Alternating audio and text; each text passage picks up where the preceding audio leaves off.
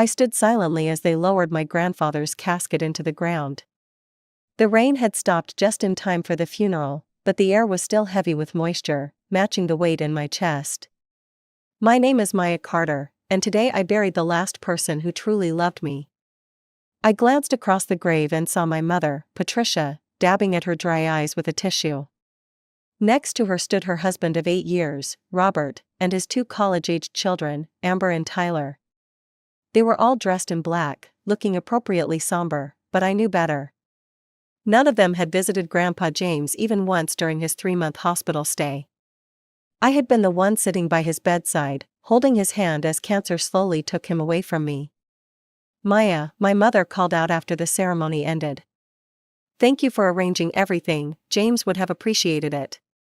Before I could respond, a man in a charcoal suit approached us. "Ms. Carter, I'm Howard Benson, your grandfather's attorney. I need to speak with you about the reading of his will." My mother perked up at the mention of the will. "When will this take place?" she asked with poorly disguised interest. "Now, if that's convenient," Howard replied, looking at me for confirmation. "That's fine," I answered.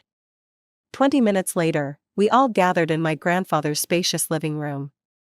"Let's proceed," Howard said, sensing the tension. He sat down at the dining table and removed several documents from his briefcase.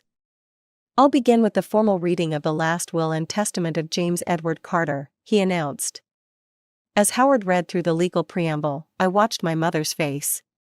She was leaning forward slightly, her eyes focused on the papers in Howard's hands. Amber, my stepsister, kept glancing around the room, mentally cataloging items as if she was already deciding what she wanted. "To my beloved granddaughter, Maya Elizabeth Carter, I leave my entire estate," Howard continued, "including my primary residence at 1458 Cedar Avenue, my vacation home at Lake Clearwater, and all financial assets totaling approximately $800,000. The room went silent. I wasn't surprised. Grandpa had always made it clear that I would inherit everything, but the looks on the others' faces were priceless. Amber's mouth literally fell open, and my mother's smile froze in place.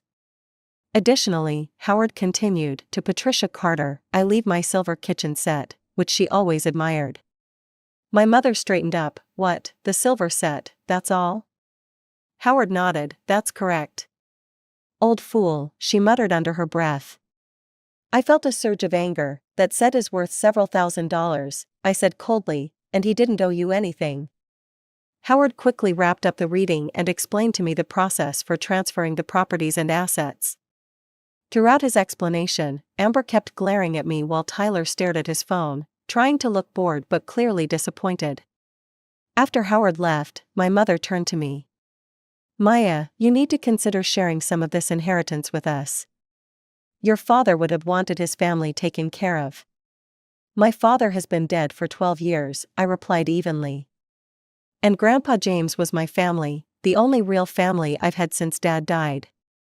"That's not fair," Amber suddenly interjected. "You don't deserve all this. What makes you so special? You're not even that smart or pretty or talented, you never accomplished anything." I looked at my mother, waiting for her to defend me. She said nothing. Her silence said everything I needed to know. "Well, Amber," I said calmly, "since you're so smart, beautiful, and talented, I'm sure you'll have no problem making your own fortune. Now, I'd like you all to leave my house." They shuffled out, grumbling and shooting me dirty looks. As soon as they were gone, I locked the door and leaned against it, finally allowing the tears to come. After a few minutes, I wiped my eyes and went to Grandpa's office. I needed to sort through his papers and start figuring out my new reality. As I sat at his desk, memories flooded back. After Dad died when I was 13, everything changed. Mom met Robert a year later, and suddenly she was focused on building her new family. When they married and Robert moved in with his kids, I became an afterthought in my own home. Amber and Tyler were spoiled brats from the start. Amber, who was 2 years younger than me, would steal my things and then deny it. She'd ruin my homework and blame it on their dog. Tyler would make crude comments when no adults were around. And Mom, she was too busy trying to be the perfect wife and stepmother to notice what was happening to her own daughter. Grandpa James became my refuge.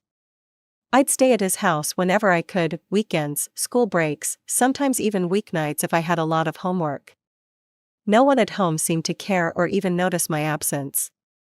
When I graduated high school, Grandpa paid for me to attend college in another state. Those 4 years away were the happiest of my life. After college, I moved back to my hometown but rented my own place. I'd visit Grandpa several times a week, but I only saw Mom a handful of times, usually by accident at the grocery store or gas station. She even forgot my birthday last year. Now Grandpa was gone, and I was alone. But at least I had a home, his home, and enough financial security to figure out what I wanted to do next. As I sorted through his papers, I made a silent promise to honor his memory by making the most of the gift he'd given me. Several weeks passed after the funeral. I moved out of my rented apartment and into Grandpa's house. One Saturday morning, I was sorting through some of Grandpa's old books when the doorbell rang. I wasn't expecting anyone, so I approached the door cautiously and checked through the peephole. My mother stood on the porch with Amber beside her. Both wore bright smiles that didn't reach their eyes. I opened the door reluctantly. "Mom, Amber, what are you doing here?" "Maya, sweetie," my mother stepped forward and hugged me before I could react. "I've come to pick up the silver service James left me. I figured it was a good chance for us to catch up." "Right," I said, stepping aside to let them in. "It's in the kitchen cabinet, same place it's always been." Mom headed straight for the kitchen while Amber lingered in the living room, her eyes scanning every corner like she was taking inventory.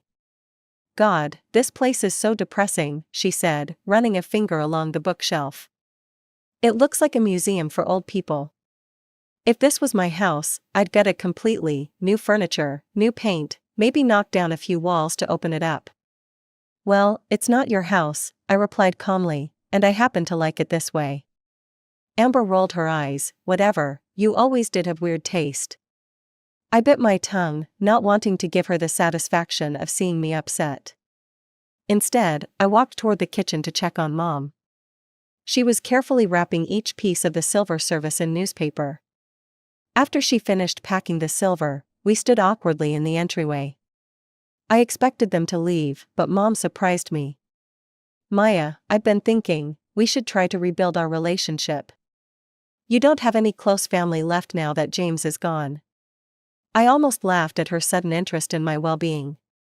"That's true," I said noncommittally. "Why don't you come over for dinner next Saturday? I'll make all your favorites, chicken parmesan, garlic mashed potatoes, and that chocolate cake you loved as a kid." I was about to refuse when something stopped me. Maybe it was curiosity, or perhaps some small part of me still hoped for the mother I'd lost years ago. "Okay," I said finally. "What time?" Mom's smile widened. 6 o'clock. "Robert and Tyler will be there too, it'll be a proper family dinner." After they left, I sat on the porch swing, trying to figure out what had just happened. Mom hadn't shown interest in my life for years, and now suddenly she wanted family dinners? The timing was suspicious, coming right after I'd inherited a small fortune. But maybe, just maybe, losing Grandpa had made her realize the importance of family. The week passed quickly, and before I knew it, Saturday arrived. I dressed casually in jeans and a sweater, not wanting to look like I was trying too hard. At 6 sharp, I pulled into the driveway of my childhood home. The house looked smaller than I remembered. I hesitated before ringing the doorbell, a flood of memories washing over me. This was where I'd grown up, where I'd played with Dad, where I'd felt safe and loved, until I didn't anymore. Robert answered the door. "Maya," he said with a nod, his usual greeting. He'd never bothered with hugs or even handshakes. Inside, Mom bustled around the dining room, setting the table with the silver service she'd just acquired from Grandpa's house. Tyler sat on the couch, playing a video game, barely acknowledging my presence. "Maya," Mom called, "you're right on time, dinner's almost ready." "Can I help with anything?" I offered. "No need, I've got it all under control, make yourself at home." Make yourself at home. The irony wasn't lost on me. This had been my home once, but now I felt like a stranger here. I decided to wander around while Mom finished in the kitchen. The living room was mostly the same, though the family photos now featured more of Robert's kids than me. I climbed the stairs to the second floor, running my hand along the banister where Dad had once measured my height with pencil marks. Looking for something? Amber's voice came from behind me. Just taking a walk down memory lane, I replied. She followed me up the stairs. I turned your old bedroom into my dressing room, she said with a laugh. You won't need it anymore anyway, right? I said nothing, just kept walking until I reached my old room. The door was open, and sure enough, it had been transformed. My pale blue walls were now pink. Where my bed had once stood, there were now clothing racks filled with designer outfits. My desk had been replaced by a vanity table covered in makeup. I headed back downstairs, intending to offer help in the kitchen despite Mom's refusal. As I approached, I heard the clinking of glasses and peered around the corner. Mom was standing at the counter with her back to me, pouring something from a small bottle into a mug. She quickly tucked the bottle into her pocket when she heard the floor creak beneath my feet.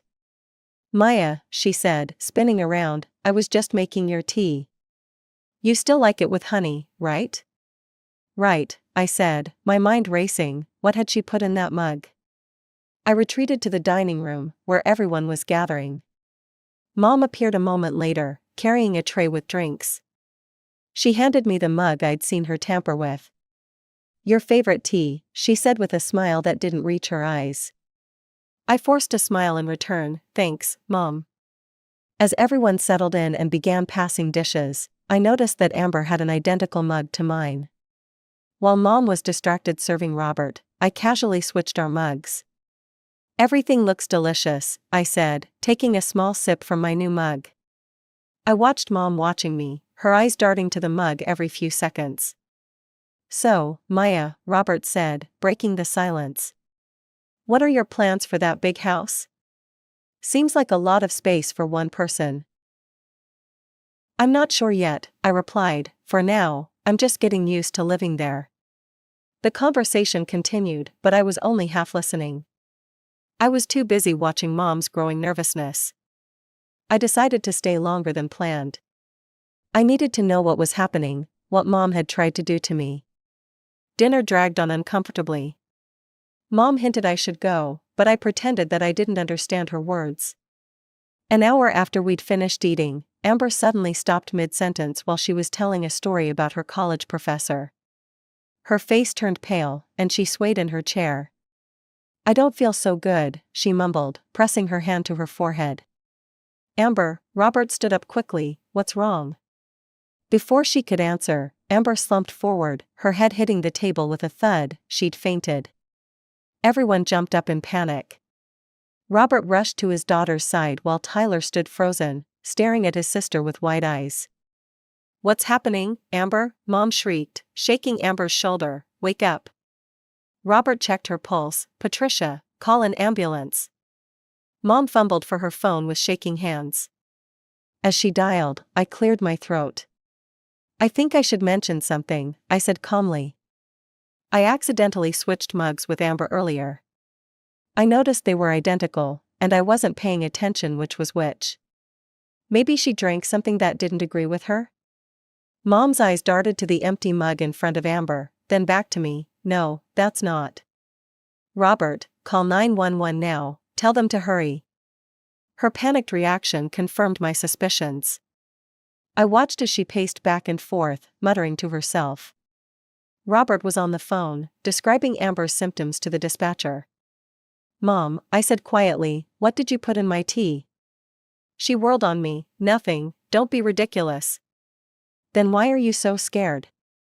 What's happening to Amber? Shut up, she screamed, her composure completely gone. This is your fault, you switched the drinks. I stepped away and pulled out my own phone, dialing the police. Hello, I'd like to report an attempted poisoning, I said clearly. I believe my mother tried to drug me, but my stepsister got the drink instead. Within minutes, paramedics rushed into the house. As they worked on Amber, I quietly explained what I had seen, Mom adding something to my tea, and my suspicion that she had tried to drug me. The paramedics stabilized Amber and loaded her onto a stretcher. "Her blood pressure is dangerously low," one of them told Robert. "We need to get her to the hospital immediately." As they wheeled Amber out, police cars pulled up to the house. 2 officers came inside, and I repeated my story. The senior officer, a woman with kind eyes and a firm voice, asked Mom what she had put in the drink. Mom broke down in tears. "It was clonidine. I took it from Mrs. Winters when I was cleaning her house last week. She uses it for high blood pressure. I knew it would make Maya's pressure drop, make her dizzy and disoriented while driving. She could have crashed her car, and then she'd need us to help her recover. She'd have to share some of that money with us." The room fell silent, even Robert was staring at her in shock. "Patricia Carter," the officer said, "I'm placing you under arrest for attempted murder." "Murder?" Mom gasped. "No, I didn't want to kill her. Just hurt her a little." Drugging someone without their knowledge, especially with a medication that could cause a car accident, shows intent to cause serious harm or death, the officer explained as she handcuffed Mom. As they led Mom out to the police car, she turned to look at me one last time. "Maya, please, tell them I didn't mean it, I'm your mother." I said nothing, watching as they put her in the back of the patrol car. Robert came to stand beside me, his face ashen. "I had no idea," he said quietly. "I swear, Maya, I knew nothing about this." I believed him. Robert had many faults, but he wasn't violent or vindictive, just selfish and indifferent. "You should go to the hospital," I told him. "Amber needs you." He nodded, grabbing his keys and Tyler's arm. "Are you going to be okay?" "I'll be fine," I said. "I need to give my statement to the police, and then I'm going home." After they left, I sat down with the remaining officer and told him everything: the inheritance, Mom's sudden interest in reconnecting, what I'd seen in the kitchen, and the switched mugs. He took careful notes, asking clarifying questions about Mom's behavior and statements. "We'll need you to come to the station tomorrow to make a formal statement," he said. "And you'll likely be called to testify if this goes to trial." I nodded, suddenly exhausted. "I understand." Later, as I drove back to Grandpa's house, my house now, reality crashed over me. My own mother had tried to hurt me, possibly kill me, for money. The mother who had once bandaged my scraped knees and read me bedtime stories had become someone capable of calculating harm against her own child. I parked in the driveway but couldn't bring myself to go inside yet. Instead, I sat in the car, tears streaming down my face. Not tears of sadness, but of anger and betrayal. How had things gone so wrong? When had Mom changed so much? Eventually, I wiped my tears and went inside. The house was quiet and still, filled with Grandpa's things, with memories of the man who had loved me unconditionally. I ran my hand along the banister, feeling its smooth wood beneath my fingers.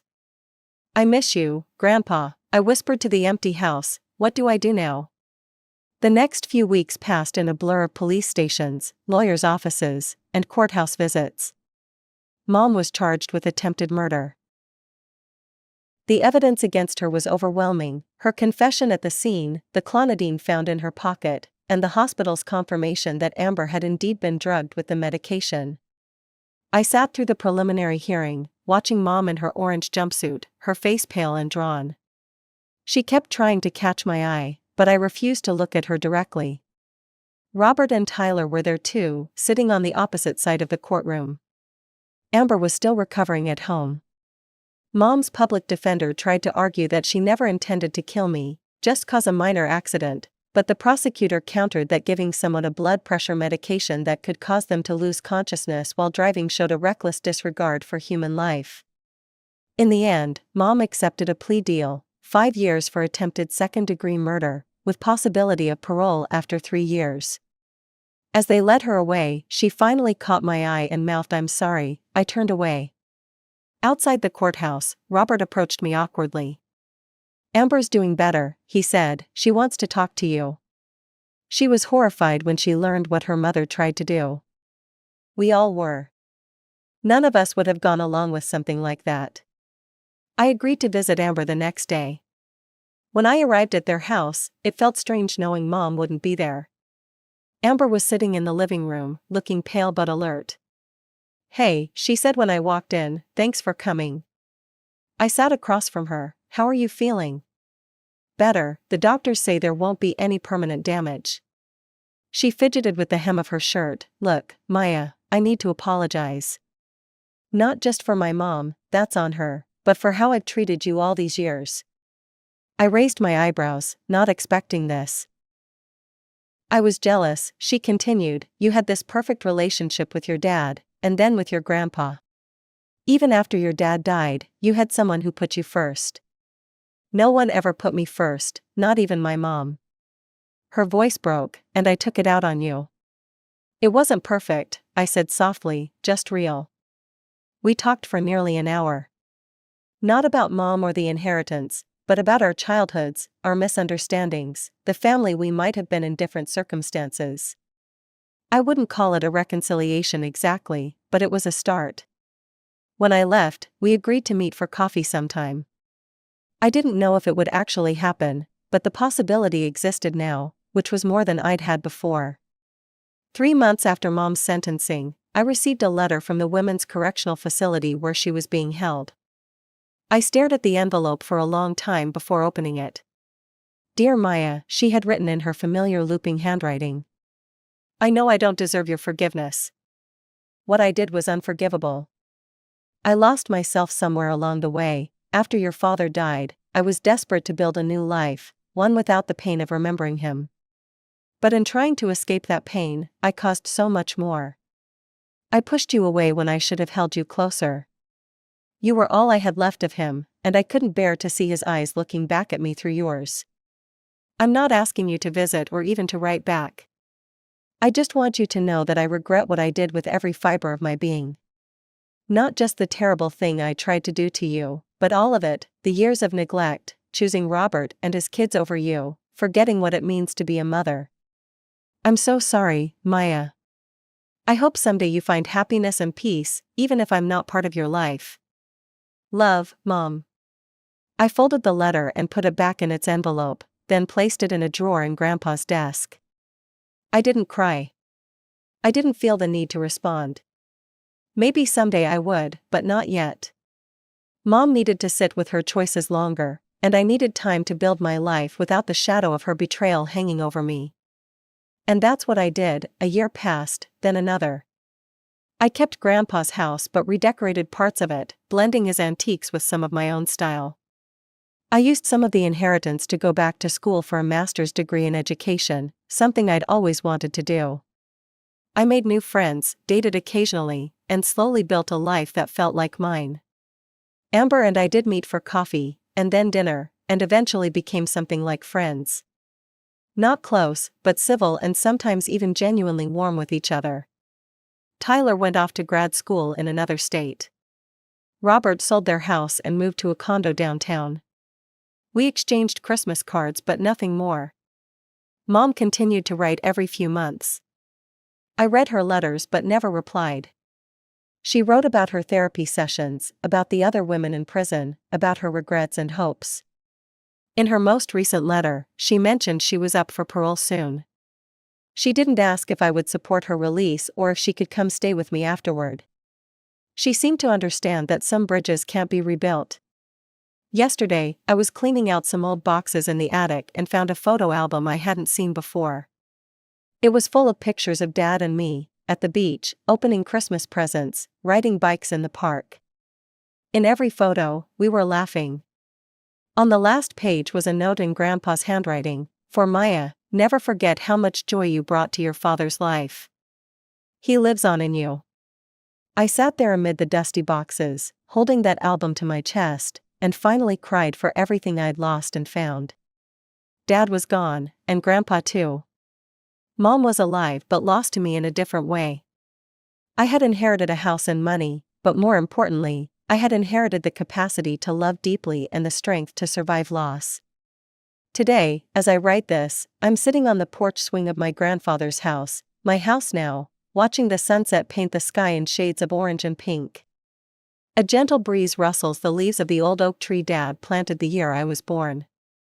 It's taller than the house now, its roots deep and strong. I don't know what the future holds. I don't know if I'll ever forgive Mom or if she'll ever truly understand the depth of her betrayal. But I do know that I'm okay. More than okay, actually. I'm at peace with who I am and where I came from. Dad and Grandpa gave me the greatest gift, the knowledge that I was loved unconditionally. That love sustains me still, a quiet strength that no one can take away. Not even the mother who tried to kill me for an inheritance I would have shared if only she'd asked.